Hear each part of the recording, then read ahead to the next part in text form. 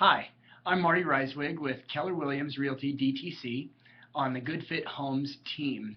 We help people and families in Cherry Creek, Littleton, and Douglas County schools. So what are the differences between buying an individual's home, a foreclosure, and a short sale? Well, the main differences are how quickly you can buy the house, the likelihood of actually getting the house, and your negotiation power. Let me explain. The way I like to look at it is the difference between apples, oranges, and bananas. You can think of an individual's home, a normal sale house with a sign in the yard, where an individual is just trying to sell their house and move away. You can think of those as a good apple. Typically, if you like that house and you can get under contract with that house, you make a good offer and we can come together on agreement with the seller, typically you can get the keys and ownership and possession of that house sometime between 30 and 45 days. You have a very high likelihood of getting that house once you're under contract because they are only dealing with you, and you have a pretty strong negotiation position. They want to sell their house and you want to sell it. And you want to buy it. And so you have a good chance of actually getting it as long as you're a good strong buyer and they will negotiate to the right price and terms that you are interested in purchasing that house. That is a good apple. You can speak to a real individual. We can negotiate back and forth about some items that might need to be fixed before you agree to purchase the property and things like that. The next type of property is what I would call oranges. These are bank-owned, also known as foreclosure homes. Sometimes you can get these in about 45 to 60 days, actually get the keys to those.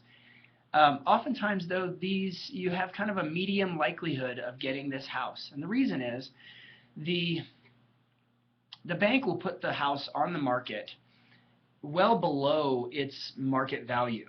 And they'll get lots of attention and lots of offers from lots of different people.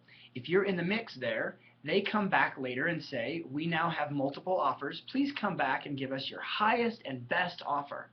And if you're in a good, strong buying position, if you have enough cash and enough lending power, then you can come back in at a higher, closer to market value price of that house. So kind of the trick that they're playing with you is that they're creating a competitive situation with what I would consider kind of a blind auction, where you don't know what everybody else is offering. They just want the highest and best offer. So you kind of have a medium likelihood of actually getting that house. There's a very weak negotiation position, though.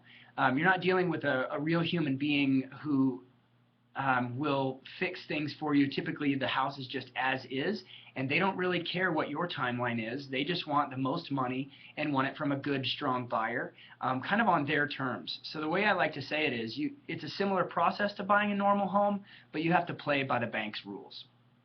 The third and final type of home that you can purchase is what everybody knows as short sales. Now, this does not mean that you can buy the house in a short amount of time. It means the seller is short on money. And so I consider these bananas. We have apples, which are good apples, oranges, which means you play by their rules, and bananas, which are very slippery, and oftentimes you simply cannot buy that house.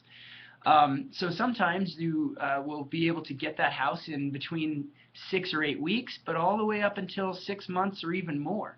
It depends on a lot of factors that I'll go into at a buyer consultation if you want to call me up. But it's a very long process typically. You also have a low likelihood of buying that house, of that transaction actually making it all the way to closing, because you have oftentimes one loan and then a second loan, and both of those banks have to be willing to take a loss on their investment and give you the house at that discount. So you are also in a very, very weak negotiation position. So that's kind of the down and dirty about those types of homes: individual homes, bank-owned, and short sales. So depending on your situation, you may or may not be very well suited for one or all of these types of homes. So for a free consultation, I would be happy to explain all of this further to you and answer whatever questions you may have. You can just call me today at 303-771-7500, or simply register on my website at goodfithomes.com. That's goodfithomes.com. If you'd like to learn more about buying a home, you can simply download the free ebook on my website at goodfithomes.com on the far right. If you're interested, excuse me, if you're tired of the national home search websites being inaccurate like Zillow and Trulia, just use my site. I'm a local realtor, and therefore I have a direct connection to the Denver MLS through my website. So simply register at goodfithomes.com and enjoy.